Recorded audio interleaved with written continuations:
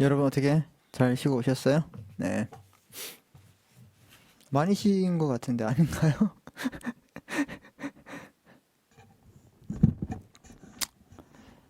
자, 이게 우리 또 봄이 되면요. 또 춘곤증이 있잖아요. 그죠? 그런 걸 제가 여러분에게 직접 하긴 할 수 없다는 게 좀, 아쉬운 점이지만,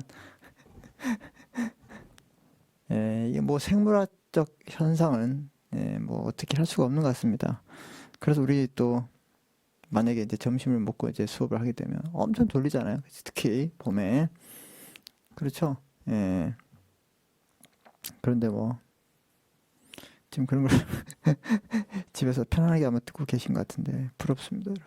농담입니다. 농담이고. 어, 이제 벌써 이제 6주 차면 한 달 보름 정도 된 것 같은데 여러분들 이렇게 그 복습의 내용이 점점점 늘어나고 있습니다. 그래서 여러분들 꼭 복습을 좀 잘 해주시고 아셨죠? 네. 지금 이게 하는 부분에서 또 이제 민법적인 이야기들을 좀 많이 하고 있는데 이런 이야기들은 좀 상기하면서 비교하면서 공부하는 것들이 상당히 중요한 부분이 된다. 이렇게 보시면 됩니다. 자, 그래서 우리 지금 이제 대리를 하고 있는데 대리는 법률 행위와 친하기 때문에 어명이 수평이도 대리가 가능하다. 뭐 얘기하고 이제 대리를 하는데 이 대리에 대해서 이제 무권 대리에 대해서 우리가 좀 보겠습니다. 아까 말씀드린 것처럼 이 대리는 뭐가 되어 있죠? 네. 대리는 무권 대리, 그 다음에 유권 대리. 이 무권 대리는 협의의 무권 대리. 그 다음 표현 대리. 외관에 신뢰한 자 우리는 민법에서 125조, 126조, 129조 있다. 특히 이런 사람들도 무권 대리야, 무권 대리 아니야? 무권 대리죠. 무권 대리 중에서 별도로 표현 대리를 하고 있다. 이외 것들은 전부 다 협의의 무권 대리에서 같이 무권 대리와 취급한다 이 말입니다. 자, 그래서 우리 22페이지를 보시면 여러분 22페이지를 보시면 어명의 무권 대리에도 표현 대리와 협의의 무권 대리가 있다. 맞죠? 예. 표현 대리와 협의의 무권 대리가 있다. 이렇게 보시면 되겠습니다. 자, 그럼 표현 대리를 보겠습니다. 그 외관을 이제 신뢰한 사람은 이제 우리가 보호한다 이렇게 했죠. 그래서 어원법의 표현 대리에 대해서 자, 우리 유인물을 좀 볼까요? 자, 어원법에서 표현 대리에 대해서 무권 대리 책임에 관한 규정, 즉 어원법 8조 제77조 어원수표법 11조에서 하나만 두고 있다 이 말입니다. 어원법 8조에서 특히 중요한 게. 자, 그래서 따라서 어음행위의 표현 대리에 대해서는요, 민법과 이 상법의 규정을 적용하고 유추 적용합니다. 자, 그런데 이 표현 대리의 성립과 효과에 대해서 민법과 상법의 규정을 적용해서 해결을 하면 되겠지만 문제는 우리 아까 뭐 A가 본인이고 B가 대리인이고 C가 상대방일 때 문제가 생겼을 때 어떻게 해요? 이 상대방이 직접 상대방을 하는데 어음수표는 이렇게 D, E 이렇게 배서되기 때문에 이런 분들은 어떻게 제3자의 범위에 포함시킬 것인가 문제가 된다 했죠. 그래서 제3자의 범위의 문제가 관련이 되어 있다. 이렇게 우리가 보시면 되겠습니다. 아셨습니까? 자, 그래서 방금 의자에 좀 모서리에 팔꿈치가 여러분 아시겠죠? 그 아픈 거 여러분 아프시면 안 돼요. 자, 이렇게 돼서 문제는 어음수표가 갖는 유통성 때문에 어음행위에 의해서 표현 대리에서 그 제3자의 범위, 즉 이 표현 대리였다. 무권 대리 월권 행위를 했다. 그럼 이 상대방을 어디까지 볼 것인가? 이 외관을 정당하게 신뢰한 사람에 대해서는 이 본인이 책임을 있어요. 왜 그런 걸 아까 우리 삼촌이 뭐 줬어요? 기억나세요? 아까 삼촌이 뭐 줬습니까? 이분에게 뭐 등기 권리증을 주고 그 다음에 인감 도장도 주고 이렇게 외관을 신뢰한 사람을 보호할 필요가 있다. 이런 사람하고 거래했을 때는 어떻게 돼요? 예, 본인이 정당한 사유가 있을 때. 우리 민법 126조에 보면 본인도 책임이 있다고 이렇게 나와 있죠. 예. 자, 그래서 이 제3자의 범위가 문제가 된다. 그래서 이제 1번에 보시면 이 보호되는 제3자의 범위, 이 보호되는 제3자의 범위에 대해서 어음수표법에서는 어음수표의 표현 대리에 관한 그 별도의 규정이 있기 때문에 표현 대리의 일반이 이론이 되게 적용되겠습니다. 그래서 특히 문제되는 것은 하나의 어음수표의 표현 대리에서 제3자의 범위가 문제된다고 아까 말씀드렸죠. 이에 대해서 직접 상대방, 그 C에게만 한정된다. 또는 제3취득자도 D, E, F, G, H 이렇게 이 제3취득자도 어떻게 해요? 포함된다는 견해가 나눠져 있습니다. 자, 그래서 표현 대리에서 보호되는 제3자 법인은 민법은 직접 상대방만은 포함하나 어음은 육통되기 때문에 이 직접 상대방뿐만 아니라 그 이에 그 취득자들 있죠. D나 E 이런 사람들도 보호해야 된다. 여기까지 범위가 범위가 넓어져야 된다. 이런 것들이 바로 통설적인 견해입니다. 그런데 우리 별표 하나 칠까요? 우리 판례는 제3자를 직접 상대방에게 한정. 민법의 그 취지를 따라가고 있는 게 특징이 된다 이 말입니다. 무슨 말인지 아시겠죠? 네. 자, 그 다음에 여러분들이 이제 볼 게 뭐가 있냐? 이 상법의 표현 대리와 표현 대표가 있습니다. 상법의 표현 대리. 중요한 부분이 또 나왔네요. 아이고 죄송합니다. 지우고 우리 색깔을 좀 검정색을 할게.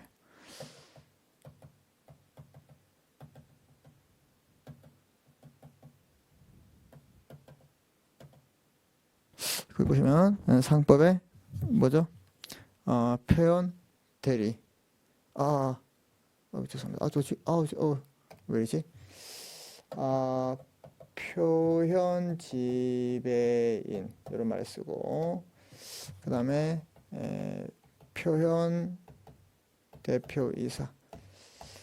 자, 이 표현 지배인은 우리가 상법 총론에서 배우고 표현 대표이사는 해사법에서 배웁니다. 여기도 표현 이런 말 쓰는데 이 표현에 관한 것은 외관의 법리를 따진다고 제가 말씀드렸죠. 외관의 법리. 자, 표현 지배인. 우리 지배인은 뭐냐면 제가 지금 개괄적으로 좀 설명드리시면 이 표현 지배인의 지배인의 대리권이 있습니다. 지배인의 대리권. 그래서 우리가 지배권이랍니다. 그래서 뭐 영업주의 가름에서 재판 그 영업에 대해서 재판상 재판의 권한이 있는 거예요. 막강한 사람들이에요. 그래서 이 지배권이 있으면 우리는 이런 사람들을 보통 지점장 이런 분들 또는 뭐 본부장님 이런 사람들이 이런 걸 가지고 있어요. 그런데 지배권이 없는데 명칭만 이렇게 부른다고 해서 이 사람들이 뭐예요? 이런 게 아니고 지배권이 있어야 한다. 그래서 만약에 그 명함에는 지점장 쓰여 있지만 이 사람이 지배권이 없다. 그럼 이 사람들은 표현 지배인. 그럼 이런 비즈니스 카드를 믿고 거래한 사람들에게 보호할 필요가 있을까 없을까? 있다 이 말입니다. 표현 대표이사도 똑같아요. 그 이사에서 대표이사를 뽑으면 이 사람은 대표권과 업무 집행권이 있습니다. 회사에 대해서. 이 대표권에 대해서 표현 대표이사는 뭐 사장, 회장 이런 명함을 쓰지만 이 사람이 대표권이 없다 이 말입니다. 이랬을 때 이 사람은 뭐라 그러냐? 표현 대표이사라 그런다. 그래서 이런 사람들은 재판상 권한이 없고 전부 다 재판 외에 권한이 있는 게 특징입니다. 혹시 기억이 나세요, 여러분? 그래서 이 상법에서 말하는 이 표현 지배인, 표현 대표이사 이런 규정도 어음행위에 그대로 적용된다 이 말입니다. 즉 표현 지배인, 아까 말씀드렸던 것처럼 아직 지배권이 없지만 지점장이라는 명칭만 쓰고 있어요. 그래서 사람들은 이 사람이 상법에서 말하는 지배인인가, 즉 지배권을 가지고 있는 사람인가 이렇게 오해할 수 있다 이 말입니다. 그래서 이렇게 표현 지배인, 부실 등기로 인한 지배인. 그 부실 등기로 인한 지배인은 뭐냐면 예컨대 이거예요. 지배인을 갑으로 등기를 해야 되는데 갑다시로 등기했다. 그럼 이걸 신뢰한 사람이 있을까 없을까요? 있죠. 그럼 이 신뢰한 사람들이 어떻게 돼요? 보호해준다. 그래서 우리 민법에 민법의 등기는 공신력이 없어요. 그런데 이 상업 등기에서 이 제한적 공신력이 있습니다.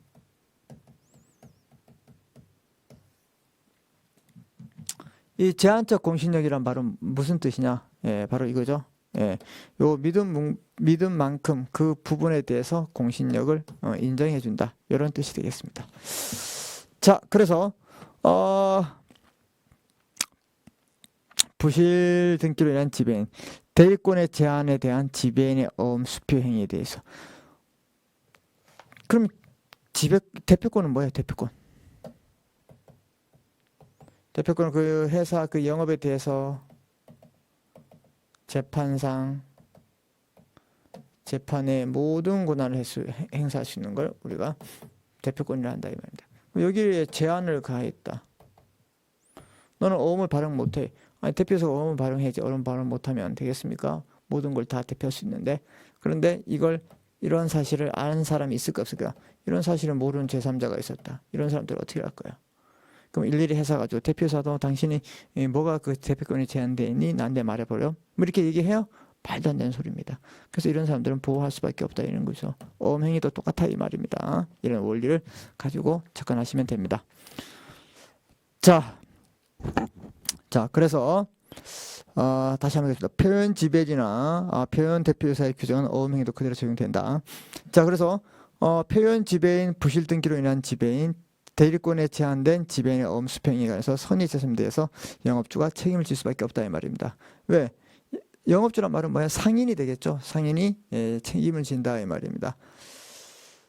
왜 그 대표권, 즉 외관을 신뢰하는 사람들을 보호해 줄 필요가 있기 때문에 그렇습니다. 또한 표현 대표이사나 부실 등기에 의한 대표이사, 대표권 제한된 대표이사의 어음행위는 에 대해서도 회사는 제3자에 대해서 책임이 있다. 아까 말씀드렸죠. 이런 상법은 우리 명의대자 책임이나 이 표현 지배인 그다음에 표현 대표이사에 대해서 외관을 신뢰한 그 제3자는 무조건 뭐하냐? 보호하는 게 특징입니다. 알겠습니까? 그래서 보호한다. 이렇게 보시면 됩니다. 공동대표자를 잃지 않은 회사에서 이사가 단독으로 어음행위도 같다. 이게 무슨 말인가? 자, 우리는 그러면 보세요. 지점장, 지배인, 지점장 지배권이 있다. 이런 전제하에 지배권이 있다. 지점장 지배권이 있다는 이런 그 전제하에 몇 명이 있어야 될까요? 2명 이상이 있다. 그럼 이거 공동 지배인이 되고. 대표이사가 있습니다. 대표이사. 이 사람에게도 대표권이 등기되어 있고, 이런 사람들은 만약에 2명 이상이 있다. 이걸 공동 대표이사. 공동 대표이사, 공동 지배인. 이해됐습니까? 그래서 혼자 있을 수도 있고 여러 명이 있을 수도 있죠. 그래서 이럴 때는 공동 지배인 또는 공동 대표이사라 말했습니다. 이해됐습니까? 개념이? 예. 충분히 가능하다 이 말이죠. 공동 대표이사. 그래서 A와 B가 공동 대표이사. 그래서 여러분들 이런 것들은 이제 우리 상법 총론이나 우리 회사법 공부할 때 잘 하고 오시면 이런 거 사실 제가 설명을 안 드려도 여러분 이해를 하셔야 되는데, 자, 복습하는 차원에서 제가 자세히 한번 설명을 드리고 있습니다. 알겠습니까? 왜? 저는 친절하니까요. 안 믿는 것 같은데 저는 완전 친절합니다. 여러분 아셨죠? 자, 그래서 이 C라는 상대방이 있으면 이 공동대표이사 또는 공동지배인은 이 상대방에게 의사표시를 하기 위해서는 이렇게 반드시 각자해야 됩니다. 이런 걸 뭐라 그래요? 능동대리. 이해됐습니까? 좋네요. 색깔을 해야 되는데. 자, 각자 이렇게 의사표시를 한다. 능동대리. 다음 얘가 의사표시를 할 때는 이렇게 하거나 또는 이렇게 얘한다 해도 돼요. 아니면 또 얘한다 하면 돼요. 이런 거 우리가 뭐라 그래요? 수동대리.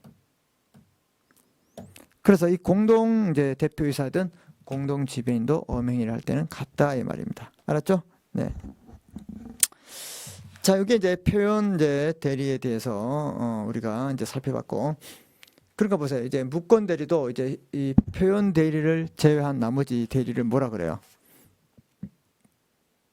뭐라긴 모르겠는데 협의의 무권 대리라고 한다 했잖아요. 그래서 어음 수평의 무권 대리는 언제나 어음 수표상의 책임을 질까 안 질까? 당연히 져야 되죠. 무권 대리는 책임을 진다 이 말입니다. 예. 그래서 우리 이제 민법 총칙을 좀 보시면 민법상 무권 대리인은 상대방의 선택을 쫓아서 예를 들어서 뭐 A 본인 아까랑 헷갈릴 수 있을까? 갑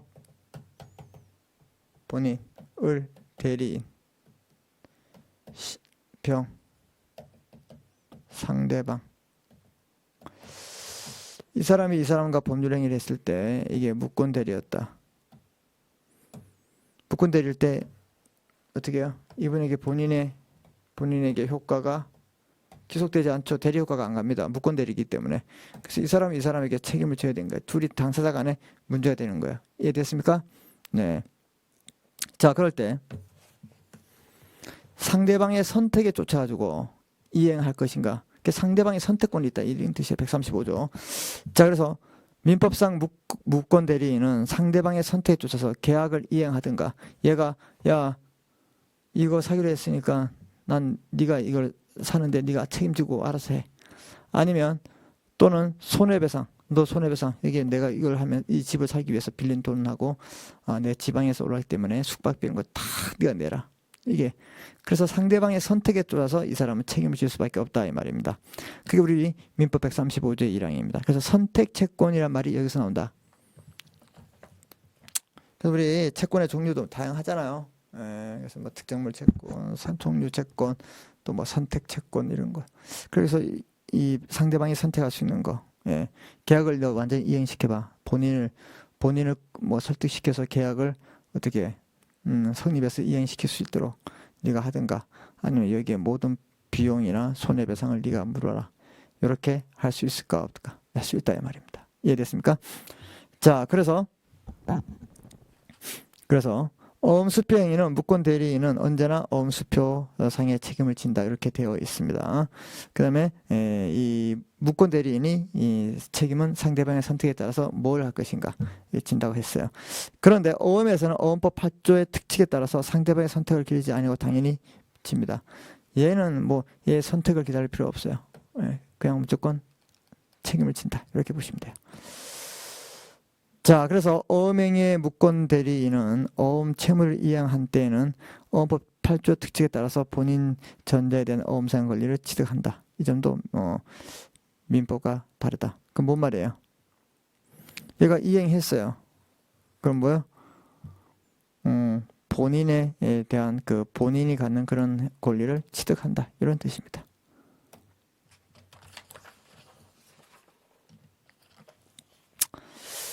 그 다음에 협의의 무권 대리 중에서 그 다음에 이제 월권 대리가 있는데 이거 이제 우리 표현 대리라고 하죠. 그래서 특별히 이제 중요한 것은 이 126조가 되겠습니다. 그래서 이 월권 대리는 보세요. 어음법 8조 3문에 고난을 초과한 대리에 관해서도 같다고 했습니다. 고난을 초과했을 때 라고 규정하고 있는데 그럼 이 월권 대리인의 책임 범위가 전액 미치는가? 월권된 범위 전부 아니면 월권된 그 초과 부분에만 미칠 것인가? 월권 부분만 미칠 것인가에 대해서 논의가 있습니다. 그래서 이 본인은 수권 범위 내에서만 책임을 지고 본인이 권한을 준 범위 내에서만 지는 건 당연하죠. 월권 대리인은 전액에 대해서 책임을 분다는 것이 통설적이다. 그럼 뭐야? 모든 부분에 대해서 총괄적 책임은 이 월권을 하는 사람이 지는 거고 본인은 수권 범위 내에서만 책임진다 이 말입니다. 다만 월권 대리가 민법, 상법상 표현 대리에 해당하는 경우에는 본인의 전액이 책임진다고 볼 수 있다. 그 표현 대리 126조가 됐을 땐 전부 다 책임진다. 다시 말해서 월권 대리인이 법인, 이사, 그 다음에 대리 보세요. 월권 대리인이 그러니까 권한을 넘어선 대리 알죠? 월권 대리인이라 그죠? 대리인이 법인의 이사이거나 또는 지배인의 대리권을 제한하거나 부분적 포괄 대리권을 가진 상업 사용인, 그 다음 회사의 대표권을 제한하거나 뭐 이렇게 선장의 같은 경우에 있어서 본인의 어음 금액 전액에 대해서 책임지고, 또 민법 126조 같은 경우에는 상대방이 정당한 사유로 어떻게 해요? 그 외관을 신뢰했을 때는 본인은 책임을 전부 다 부담한다는 것이 월권 대리가 되겠습니다. 뭐 어렵지 않죠 이거? 예, 여러분 한번 읽어보시면 되겠습니다. 자, 그 다음에 이제 이제 이 대리와 관련된 문제가 바로 어음행위의 대행이 있습니다. 여러분, 대행은 뭐예요? 대행. 응? 대행.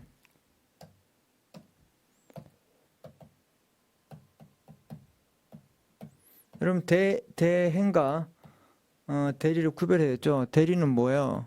예, 이 본인을 위해서 법률행위를 하는 겁니다. 법률행위. 대행은 어떤 사람의 권리와 의무를 대신 행하는 거예요. 자기가 어떤 법률 행위를 하는 거 아니에요. 그러니까 우리 뭐 예를 들어서 이제 뭐 대통령 권한 대행이 했다. 그럼 그 사람이 대통령입니까? 아니죠. 대통령이 해야 할 그 일을 그냥 대신 일만 처리해 주는 사람이 이걸 대행이라는 거예요. 그래서 이걸 잘 기억하셔야 돼요. 그래서 어음행위를 대행했을 때 어떤 게 있을까, 어떤 내용이 있을까 한번 살펴볼 필요가 있다 이 말입니다. 이해되셨어요? 자, 그래서 여러분, 그래서 기명날인 또는 서명의 대행에 대해서, 기명날인을 하거나 또 사인 서명할 때 이걸 대행한다 이 말입니다. 그래서 대행에서는 대리가 아니라 일종의 표시기한에 의한 본인 자신의 기명날인 또는 서명이라고 보고 있습니다. 그래서 판례도 이런 기명날인의 대행에 대해서 서명대리라고 해서 대리로 설명하고 있다 이 말입니다. 사인을 대신하게 하는 것도. 자, 그런데 이 기명날인의 대행에도 고유의 대행, 고우가 아니라 고유의 대행, 표시기간의 사자죠. 이렇게 단지 심부름꾼이다. 그 다음에 대리적 수행, 격리부장이 수권범위 내에서 대표이사 명의로 어음을 발행하는 거 있어요. 예, 격리부장이 뭐 저기가 발행을 하는데 누구 이름을 하는 거예요? 그거 나와 있잖아요. 네, 대표이사 명의로 하고 이런 것들 뭐 대행한다.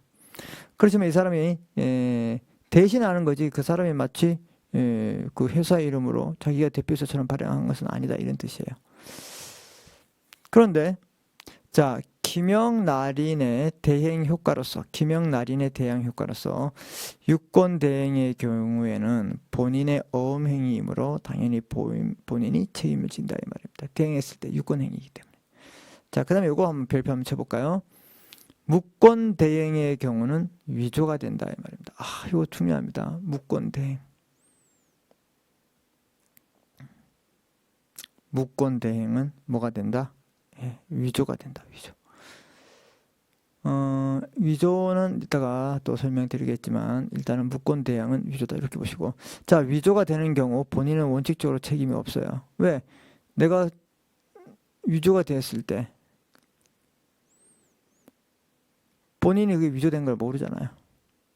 근데 무권 대행자에 대해서 위조의 기회를 준 경우에는 예외적으로 책임을 져야 돼요. 아, 이게 위조를 충분히 할 수 있는 기회가 됐네. 이렇게 했을 때는 사용자 책임, 그 다음에 표현대리 유추하고 그 본인은 책임지게 되는 경우가 있다. 그리고 여러분 여기에서 뭘 기억하시면, 무권 대행의 경우에는 위조의 경우가 된다. 그래서 일단 위조 요것만 기억하시고, 요 자세한 내용은 이제 다음 시간에 우리 위조를 공부할 때 더 구체적으로 이해를 하면 이 지문들이 이해되실 겁니다. 그래서 여러분들 여기에서는 무권 대행은 위조다.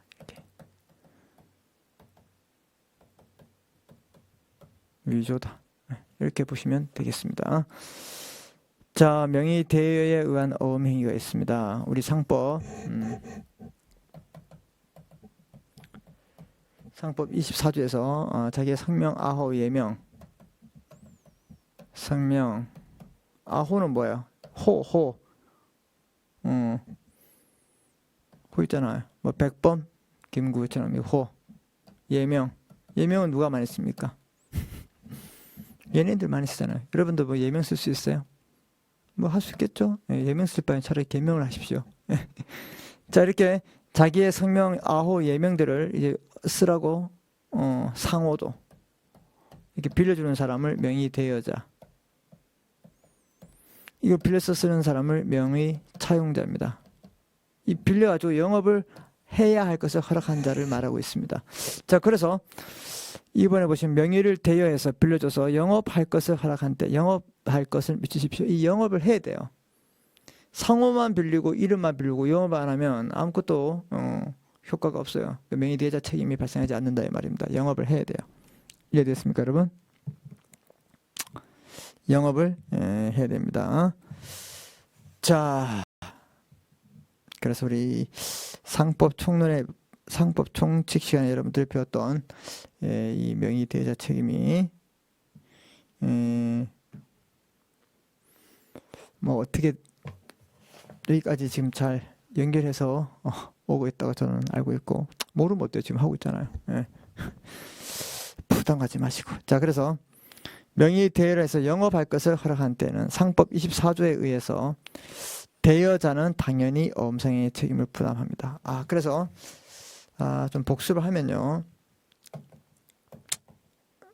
A가 명의 대여자, B 명의 차용자, 자, C 상대방. 이렇게 했을 때 이 대여자가 책임을 부담하는데 이렇게 했어요. 뭐 팔봉빵집이라는 제과점을 하고 있었는데, 이걸 이제 이게 스승이고 제자입니다. 이렇게 얘기합니다. 스승님, 몸도 연로하신데 제가 이 팔봉빵집을 좀 운영해 보겠습니다. 이 상호를 그대로 가지고. 스승이 알았다, 네가 좀 해봐라. 그래서 명의 대여를 했다 이 말입니다. 그럼 이렇게 이 사람은 영업할 것을 허락했다 이 말이죠. 그래서 상대방 맨 불특정 다수인 상대방은 계속 여기서 빵을 사 먹다가 어떻게 확 씹었는데 옥수수가 확 깨졌다. 왜? 단팥빵에 뭐가 들어갔냐? 뭐가 들어갔어요? 네, 돌이 들어가지고 옥수수가 깨졌다 이 말이죠. 이렇게 했을 때 이 거래에서 발생한 책임에 대해서 이 사람이 손해배상 책임이냐? 있다 이 말입니다. 아니면 어떻게 치워졌어요 여러분. 제가 이게 색깔 낸다는 게 대여자, 차용자, 명의 차용자, 상대방. 그래서 이분이 이제 빵을 먹다가 이 이빨이 상했다, 무슨 다쳤다, 이랬을 때 왜 이러지? 이렇게 해서 하면서 잘 안 보이네 이게. 이빨이 이 상해를 입었다, 다쳤다. 이럴 때 이분 누구에게 손해배상 청구할 수 있냐? 이분도 할 수 있고 이분도 할 수 있습니다. 대여자도 그 다음에 차용자에도 손해배상을 청구할 수 있다 이 말입니다. 자, 이렇게 됐을 때 문제가 뭐냐면, 그럼 이분이 영업할 것을 허락해서 그 상호로 영업해서 거래에 관한 영업이, 거래에서 영업으로 발생한 일에 대해서 책임을 지고, 똑같아요. 이분이 그 영업을 하면서 이 어음을 발행했을 때 그때도 문제가 있으면 이 사람 책임진다 이 말입니다. 그런데 갑자기 들어온 손님 C에게 마음에 안 든다고 민법 750조에서 고의 또는 가실로 위법하게 손해를 가했다, 옥수수를 부러뜨렸다. 그럼 그런 것까지 이 사람이 책임질까요? 책임지지 않는다 이 말입니다. 그리고 이 혹시 상호에 밑에다가 대리점이라고 쳤을 때도 이 사람이 책임 부담하지 않는다. 이런 것들이 상법 총론에서 상당히 중요한 내용들이다 이 말입니다. 어떨 때 책임을 지고 책임을 지지 않는 것들이 우리가 알아야 할 그런 내용들이다. 아시겠습니까? 네, 좋아요. 자, 그래서 이렇게 영업할 것을 허락한 때는 상법 24조에서 대여자는 당연히 어음상 책임을 부담하게 됩니다. 이해됐죠? 자, 그래서 영업할 것을 허락한 것이 아니고 단지 어명의를 하기 위해서 명의를 대여했을 때는 어떤 책임을 지는지 문제된다. 영업은 하지 말고 그냥 명의만 빌려줬다. 그런데 얘가 그 명의로 어음을 발행했다. 이건 문제 크다 이 말입니다. 그래서 이럴 때는 24절 유추 중에 한다는 설과 아니면 표현 대리로 봐야 한다. 제가 봤을 때는 24조를 유추 적용해가지고 명의대자 책임을 지는 게 낫지 않나 이렇게 보고 있습니다. 알겠습니까? 예. 자, 지금 우리가 지금 쭉 하면서 이 대리 행위를 하면서 민법에 관한 대리를 우리가 상당히 공부를 민총회 정도의 수준으로 공부를 했다 이 말입니다. 이해됐습니까? 그리고 이제 상법 총칙에 관한 이 명의 대자 책임도. 그래서 보세요. 이게 전부 다 이게 연결되어 있어요. 그래서 이렇게 어음도 그래서 이제 어음 수표법을 또 잘 여러분들이 활용하지 않는 것도 문제가 있지만 이것도 어렵게 생각하고 있는데 이 법리를 바르게 이해를 하면 어려운 것도 하나도 없습니다. 그래서 보십시오. 다 그 민법하고 내용만 바뀌는 거예요. 그래서 이게 뭐 어음행위를 했다 뭐 이렇게처럼. 아까처럼 뭐 표현대리, 뭐 무권대리도 그 법률행위를 하는데 법률행위가 대신 어음행위다. 이런 차이점이 있는 거지. 다른 것은 거의 내용이 똑같아. 이렇게 보시면 되겠습니다. 자, 아시겠나요, 여러분? 자, 그리고 우리 이제 앞으로 해야 할 내용이 엄청 중요한 뭐가 남아 있냐? 바로 이게 위조와 이제 변조의 얘기인데 이번에는 약간 이제 그 개념만 좀 설명하고 마치도록 하겠습니다. 구체적인 것은 다음 시간에 하는데 오늘은 위조와 변조에 대한 개념을 좀 설명하고 마치도록 하겠습니다.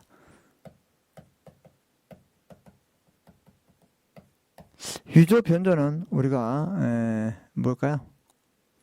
그죠? 형법에서 가장 중요하죠. 위조죄, 변조죄, 그죠? 유가증권, 위조죄, 동행사죄, 뭐 변조죄, 동행사죄. 그럼 위조라는 개념을 여러분은 좀 알 필요가 있습니다. 그렇죠? 여기도 작성 권한이 없는 자가 마치 권한 있는 자처럼 해서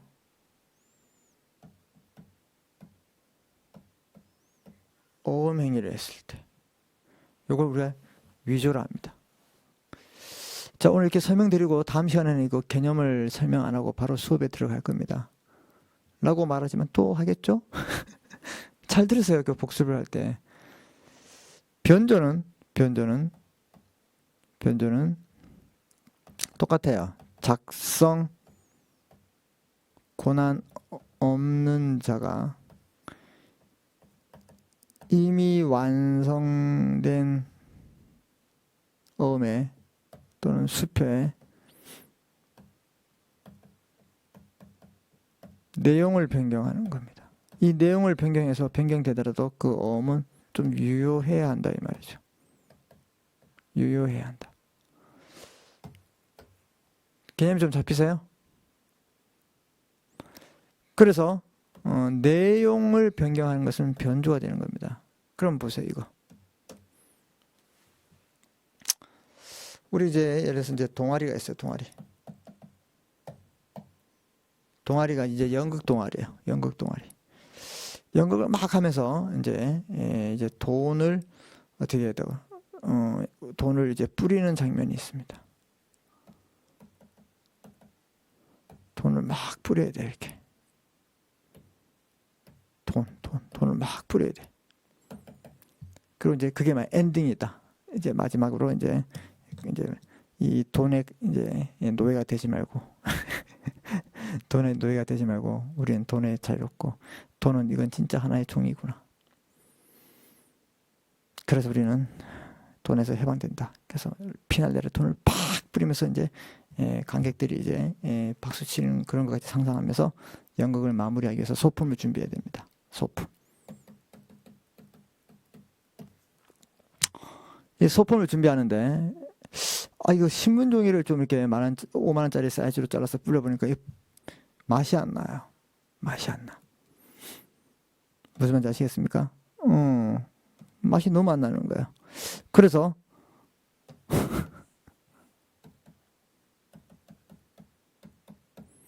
복사기 완전히 컬러 복사기 1,000만 원짜리야. 1,000만 원짜리. 여기에 싹 위에 돈을 넣고 휙 전원 버튼을 한번 눌러봤습니다. 그럼 뭐가 휙 나오네요. 와, 깜짝 놀랐습니다. 왜? 이게 돈인지 아닌지 모르겠어요. 그래서 이걸 싹 그대로 반대로 싹 하니까 잘라내니까 돈이 되는 거예요. 너무 좋은 거예요. 너무 좋은 거예요. 그래서 이걸 한 다발 박스로 만들어 가지고 뿌리면 되겠다. 그래서 이제 그걸 이제 복사를 다 하고 박스에 주문해 놓고 진짜 연극하는 날 이제 마지막 피날레로 나는 돈의 노예가 아니야 하면서 확 뿌리고 어떻게 됐어요? 연극이 이제 막을 내렸습니다. 박수를 받았습니다. 그럼 그 소품을 주워야 될 거 아니에요. 다 주워 가지고 있는데 그 돈을 보니까 좀 탐이 나는 거야. 한번 가볼까? 그래서 이제 편의점에 갔어요. 그래서 이제 음료수를 사고 5만 원권을 주니까 고스란돈을 주는 거예요. 그래서 우와, 이럴 수가. 지금 그렇게 좋아할 때요 지금. 이 돈, 그러면서 여기 복사해서 나온 돈, 이건 뭐야? 이걸 뭐라 불러요? 이런 돈. 이거 위조가 됐습니까? 변조가 됐습니까? 이런 걸 뭐라 부르죠 우리가? 위조가 됐잖아요. 위조. 그래서 위패라 그러죠. 위패. 변조가 됐으면 변패. 변패? 변패 들어봤어요? 그런 거? 에? 위패. 그럼 뭐예요? 작성 권한이 없는 사람이 마치 그럼 돈은 누가 찍어내는 거야? 한국조폐공사가 찍어내죠. 그럼 이거 전원 누른 사람이 그걸 찍어냈다 하더라도 그럼 이 복사기가 뭐 조폐공사예요? 그래서 이렇게 권한이 없는 사람이 마치 권한이 있는 것처럼 해서 하니까 사람들이 혼돈을 가질 수밖에 없다. 오음도 그렇게 할 수 있다 이 말입니다. 똑같이. 이해됐습니까? 이제 개념 확실히 잡겠죠? 그 다음 변조 보세요. 변조. 5만 원권이 나왔는데 1년 번호가 예를 들어서 가나다에서 1번부터 100번까지는 나중에 화폐 가치가 한 뭐 20배 정도 더 뛴다 이런 말이 있습니다. 옛날부터. 그럼 이제 새로운 화폐가 나오면 이거 한국은행에 어디 있는지 아시죠? 저기 명동 그쪽에 그게 밤새 줄을 섰습니다. 돈 가지고 가서 자 5만 원권까지 이제 뭐 15개까지 이제 몰랐죠. 이제 수량이 한정이 됐어요. 딱딱딱 했는데 마침 내가 딱 했을 때 이게 101번이었어요. 한 3박 4일 샜는데 밤에 샜는데 101번이었다. 여러분 어떻게 해요? 여기다가 확 지웁니다. 100으로. 101을 지워서 100. 이게 바로 뭐냐? 이게 변조예요. 그래서 작성 권한이 없는 놈이 기존에 만들어진 퍼펙트한 것을 내용을 변경시킵니다. 이 말입니다. 이걸 뭐라 그러냐? 변조라 그런다. 그럼 오음도 이렇게 충분히 할 수 있을까요? 없을까요? 이쪽 뭐 돈의 액수를 이렇게 하든가 뭐 그렇죠? 돈 받는 사람이 뭐 갑인데 갑 다시로 한다든가 이렇게 엉터리로 할 수 있기 때문에 위조와 변조가 중요하다. 그리고 위조와 변조를 할 때 여러분이 반드시 알아야 할 게 위조자와 변조자 이런 사람들 이 어음에 나와 있어 안 나와 있어? 기록되지 않는 거예요. 그래서 위조자나 변조자는 이 문헌증권 현상에 의하면 자기가 유출되지 않기 때문에 상당히 문제점이 큰 거예요.